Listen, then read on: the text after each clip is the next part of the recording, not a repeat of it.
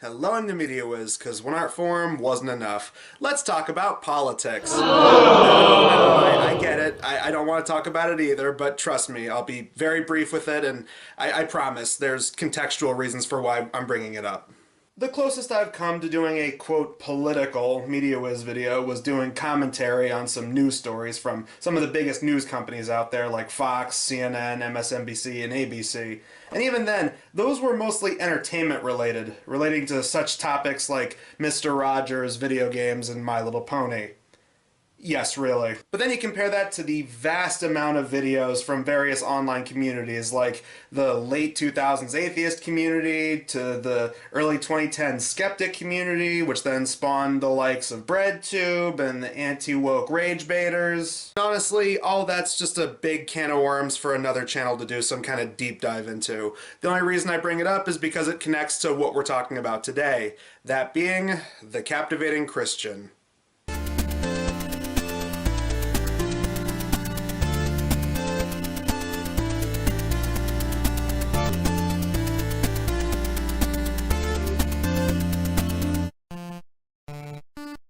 I would say this intro is a cliche and that it's too similar to other angry reviewer intros, but I will give this guy one thing.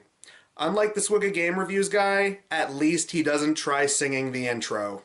Whether you know him as the captivating Christian, the stressed viewer, or simply Chris T. Ian, one thing is true of this guy. Much like the amazing atheist before him, he seems to believe simply being angry and acting like an elitist makes him better than everyone else. But overall, he just comes off as preachy, self-righteous, whiny, and pretty boring, even when he's trying to come off as angry. Now, there are plenty of old videos we could go through, like his attempts at starting rivalries with YouTube atheists, which, let's be honest, if that went anywhere, we probably just would have gotten another douche versus turd scenario. His desperate attempt at e-begging, showing his crappy comics, and attempts at trying to make a Christian YouTube knockoff website.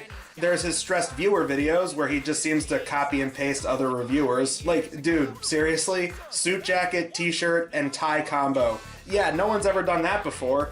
Even went as low as stealing Nostalgia Kid's old intro verbatim. Seriously, dude, that's pretty low. Then he tried being a music critic with his shortly lived Music Massacre series. And then there's whatever you want to call this. I don't know. Trying to rip off the Hardcore Kid, maybe? I don't know. Let's not even get started on this. I thought Tucker Carlson was just pissed off because he couldn't jerk off to the green M&M. You know, like Chris T. Ian does. Hey, whoa, no, hey, no. No, Chris, I know I promised I wouldn't tell anybody that, but I lied. Oh, and I guess there was also an incident that he had involving a pineapple, I guess.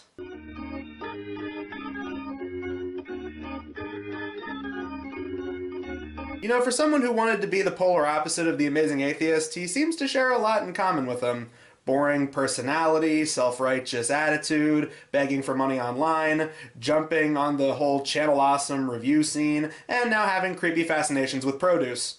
What is this, horseshoe theory? Don't you see you're the same to me? Honestly, those videos are old and pretty low-hanging fruit by today's standards. So let's jump ahead a bit from 2014 to 2018, where there was a certain shift in the online political sphere that kind of affected this guy's style of videos. You see, by 2018, the skeptic community was slowly becoming more and more divided. Friendships and relationships fell apart, some people became more left-wing, some people became more right-wing, some people just up and left the internet entirely, and some slowly tried getting away from the political scene and moved on to media reviews. Instead of doing videos on BuzzFeed, MTV, Young Turks, etc., they mostly just moved on to doing videos about movies, TV shows, video games, anime, and the sort, with less of a political spin.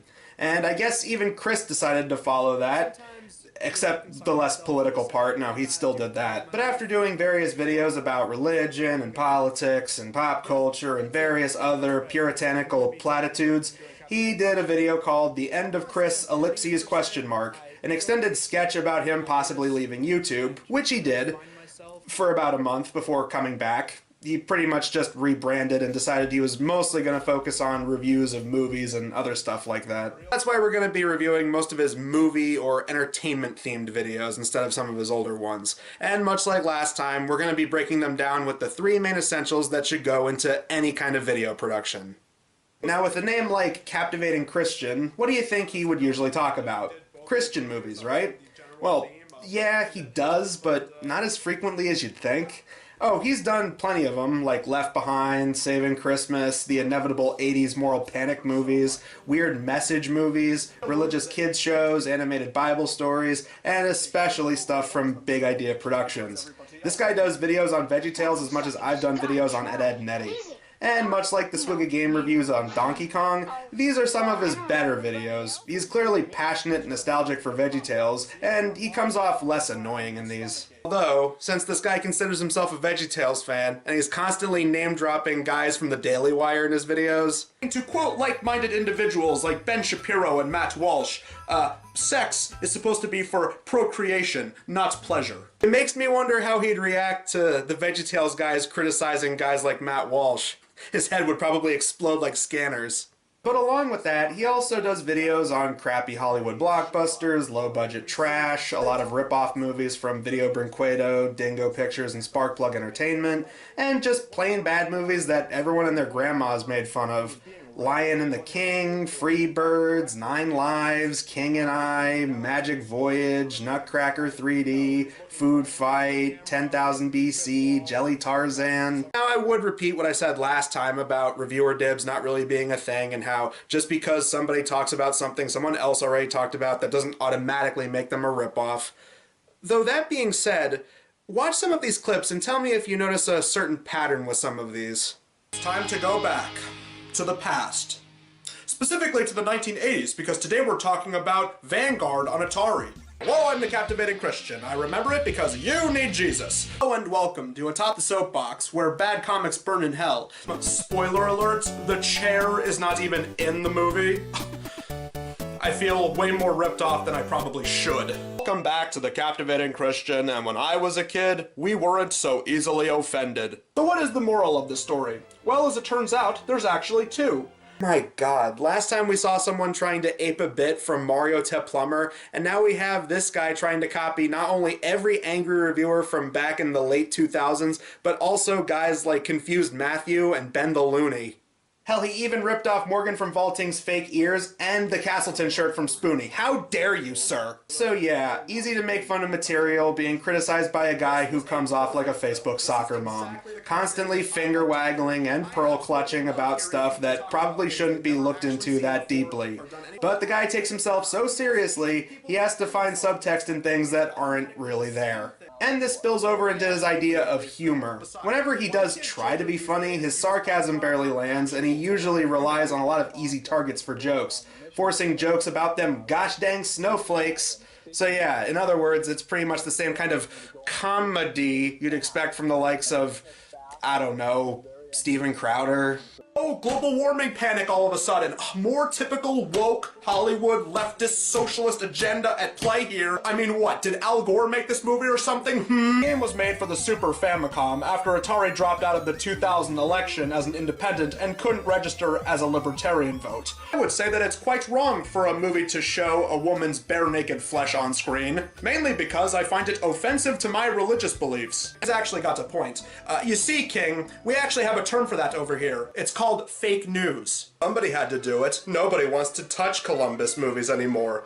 Closest thing we have is PragerU Kids doing a video talking about Columbus. Let's see why enjoying songs like Piano Man by Billy Joel means you're going to go to hell. Since today is that horrible, degenerate holiday that we call Halloween, I figured it would be appropriate for us to talk about their Pagan Invasion series and their episode dedicated to the subject. The game was a gateway into Satanism, witchcraft, orgies, and suicide rituals. The book and the film were made to try and warn the audiences about the evils and dangers of witchcraft, which are, of course, openly supported by the Harry Potter books and films. I guess now, the woke socialist myth that is dinosaurs. There goes nothing. Ladies and gentlemen, the moment you've all been waiting for. It's time we look at the Joe Biden of animation. Ladies and gentlemen, we're going back to Stony Pictures Animation.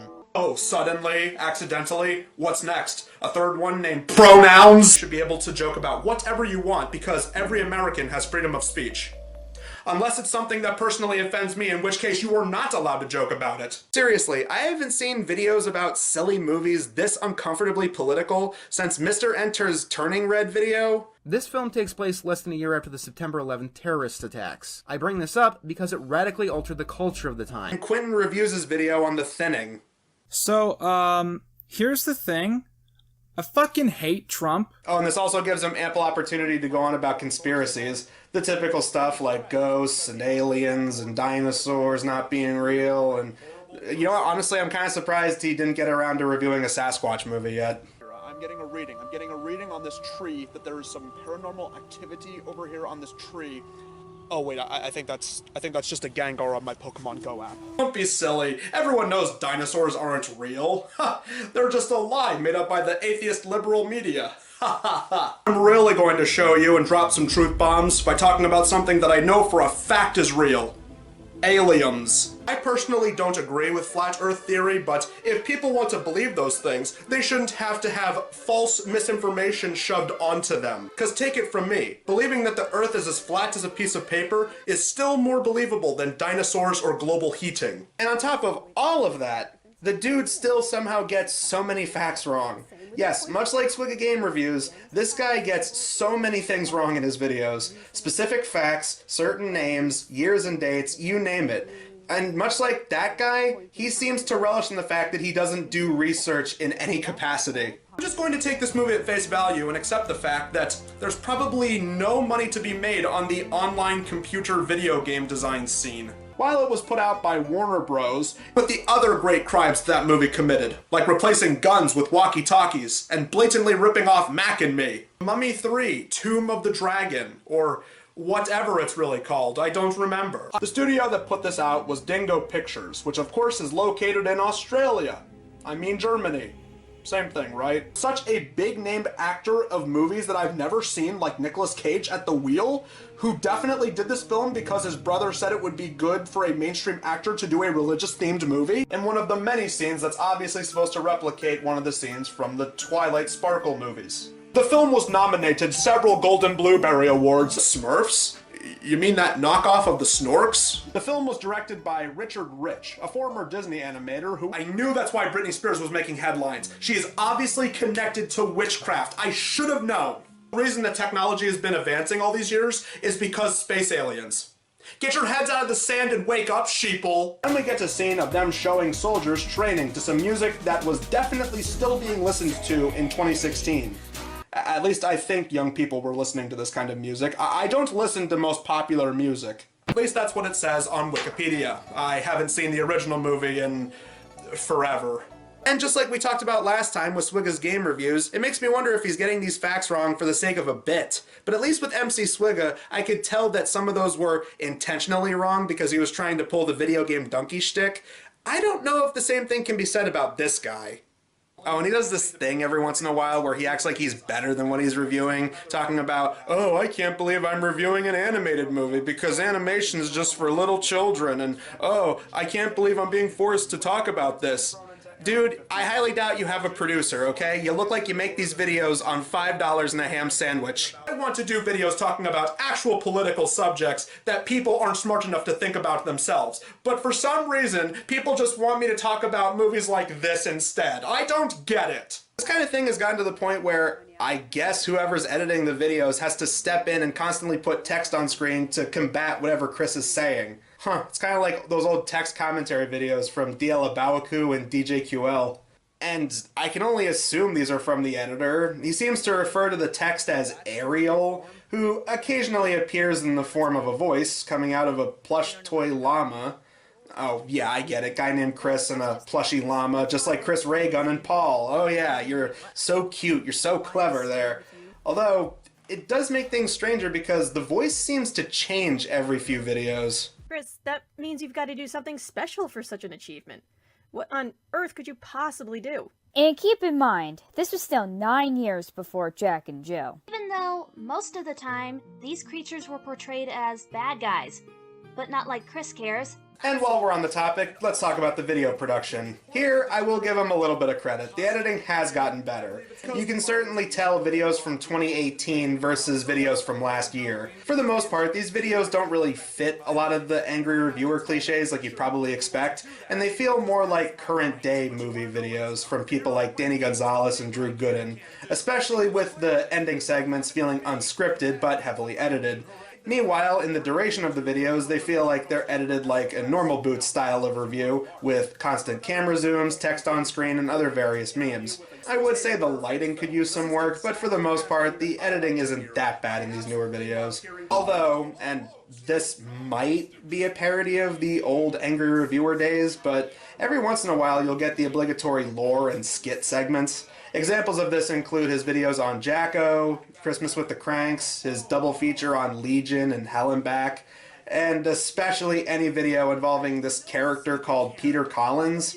I don't know if this is like a twin brother of his or just him playing a dual role, but Peter is basically supposed to be a stereotypical lefty that Chris can go up against. So in other words, it's kind of like a conservative version of what Movie Bob tried doing with sketches making fun of people he disagreed with. And then that brings me to a very important question. Do you think this guy's even remotely real? Or do you think that this is just some kind of character that the dude is playing?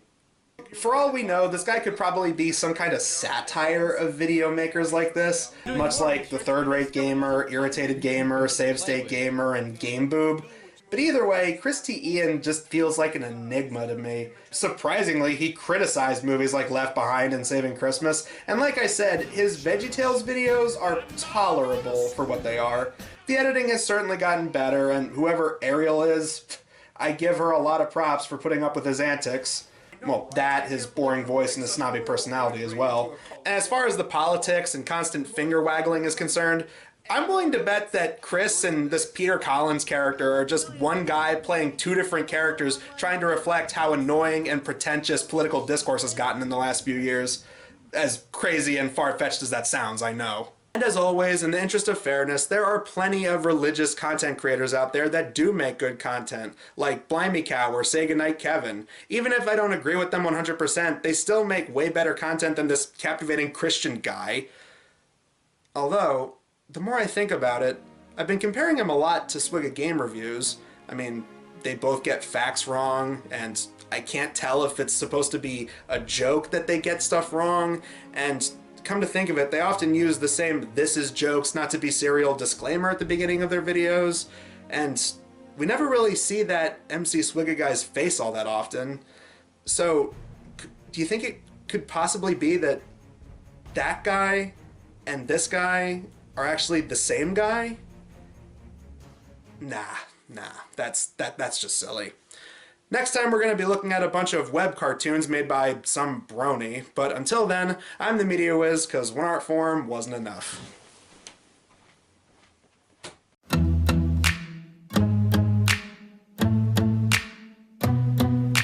God's kid was born inside a barn and put inside a manger. 3 wise men rolled up and told his mom his kid here is a super mega power ranger.